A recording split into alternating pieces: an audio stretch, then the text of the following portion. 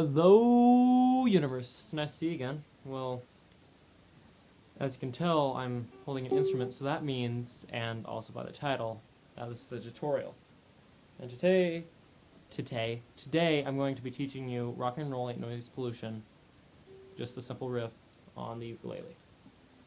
So you start off on the top string, first fret, second fret, third fret, 2 times on the second fret, third fret, open,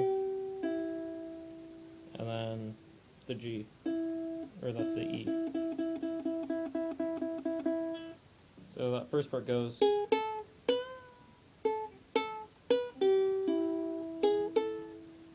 Yep. And then the second part goes.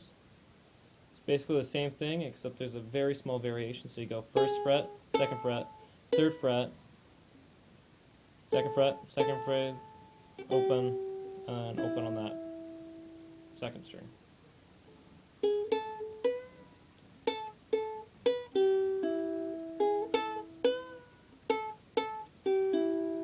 That's the whole thing.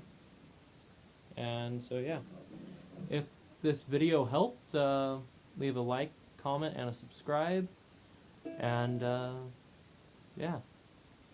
Also, bye-bye, peoples.